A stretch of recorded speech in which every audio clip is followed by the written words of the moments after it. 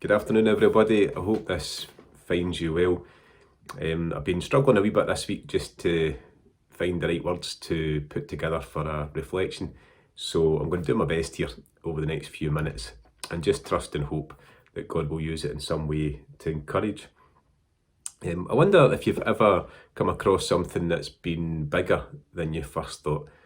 For me, I was reminded this week of times that I've been out hill walking, climbing up Munros, and I would be getting tired, muscles might be aching going uphill, and I'd find myself getting to what I thought was the top of the hill, only to get there and realise that the hill was even bigger. There was more ahead, and quite often there'll be a few more times to go up and up the hill.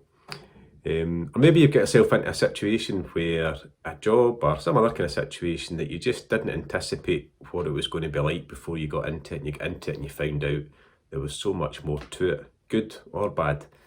I can think of a situation where I spent 8 months out working in Guatemala that I've mentioned at other times, and I had no idea how life-changing that was going to be, and just in particular how much I was going to come back from that with a so much bigger sense of who God is, of his power, of the reality of God at work in people's lives, and his love for people.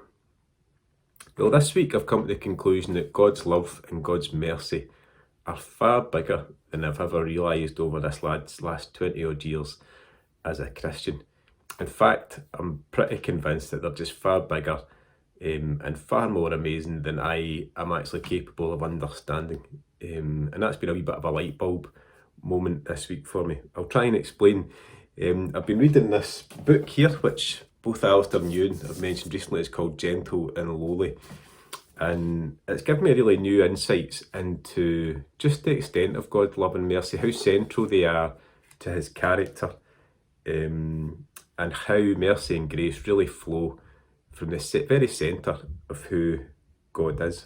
So while God is a just God, and quite rightly he hates sin, he hates the things that damage us and damage other people, but that's not, and because of that, he delivers justice.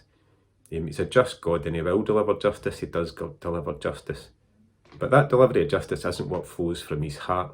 What flows from his heart is showing mercy to us, and that's shown over and over again in the way that this book helps just bring out from different Bible verses and writings of different people as well. God's deepest heart is showing us mercy, and that flows from him abundantly. It's just like almost like he comes to life, he comes alive when we turn to him, acknowledge our need of him, say that we're sorry, and put our trust in him. And he does that over and over and over again for us as well. It's never ending, that love and mercy that he shows to us. I think for us as imperfect people, it's really probably quite hard to grasp that, quite the extent of that love and mercy. I think Paul was hinting at it maybe in Ephesians chapter 3. He talks about encouraging the people of Ephesus to learn how deep and wide and high and long is the love of God. And he goes on to say, and to know that love that surpasses knowledge, almost as if he was kind of saying, I encourage you to find out more about it, but actually, what you might find is that it just surpasses your own knowledge. A kind of final thought this week, the weather I think has helped give me a wee bit of an illustration, not perfect, but of how maybe God's love and mercy work. The cold and dark this week, I don't know how you found that. I had to do a bit of travelling that times wasn't very pleasant. But the cold and dark are kind of almost like a necessary part of our natural order for the way our world works. But it's not something that tends to bring us much joy, and in fact tends to have a bit of a negative feeling for us. So I was thinking, if that's a bit like sin and suffering in the world, and that's a bit like God's justice and that part of God's character, if we then think about the sun, and when the sun comes out and it melts away the cold and the ice, it brings light to the darkness, it brings warmth, and it brings us a real joy. It's almost like the sun is more, the cold and the dark, they're there, they're part of life, but the Son is far, far more. And it's a bit like God's love and mercy coming in and just overpowering that cold and dark.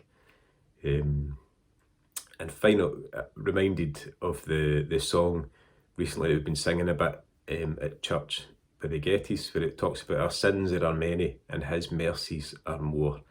And I do truly believe and see that in a whole new way over these last couple of weeks.